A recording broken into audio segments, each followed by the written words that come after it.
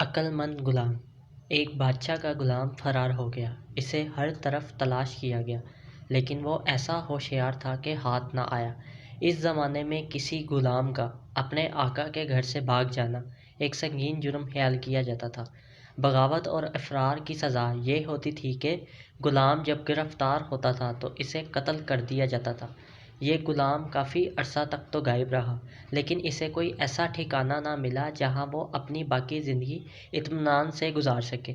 ہر وقت یہی خوف سوار رہتا تھا کہ شاہی پیادے آئیں گے اور مجھے پکڑ کر لے جائیں گے۔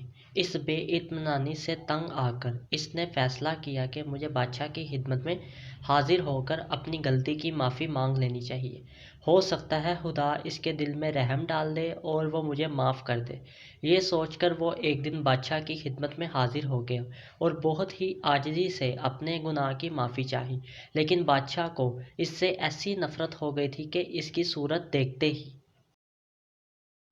قتل کرنے کا حکم دے دیا۔ جلاد نے اسے فوراً پکڑ لیا اور قتل گاہ کی طرف لے گیا۔ قتل کا حکم سن کر غلام کی آنکھوں میں دنیا اندھیر ہو گئی۔ اسے یقین ہو گیا کہ ذرا دیر بعد ہی جلاد کی تلوار میرا کام تمام کر دے گی۔ اس نے اپنے حواس قابو میں رکھے اور دعا مانگنے لگا، یا اللہ تو جانتا ہے میں بے گناہ قتل کیا جا رہا ہوں۔ میری التجا ہے کہ بادشاہ کو اس گناہ کی سزا نہ دینا۔ میں اپنا خون اسے معاف کرتا ہوں کیونکہ میں نے ایک مدت تک اس کا نمک کھایا ہے۔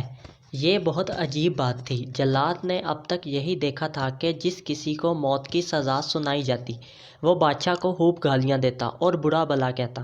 یہ عجیب بات بادشاہ کے کانوں تک بھی پہنچی اور وہ غلام کی اس وفاداری سے ایسا خوش ہوا کہ نہ صرف اسے آزاد کرنے کا حکم دیا بلکہ بھاری انعام دے کر اسے اپنے مصاحبوں میں شامل کر لیا۔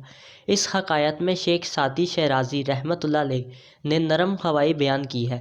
اگر غلام بادشاہ کو برا بھلا کہتا تو قتل کر دیا جاتا، لیکن اس نے نرمی اختیار کی تو نہ صرف مصیبت ٹل گئی بلکہ انعام کا مستحق بھی ٹھہرا۔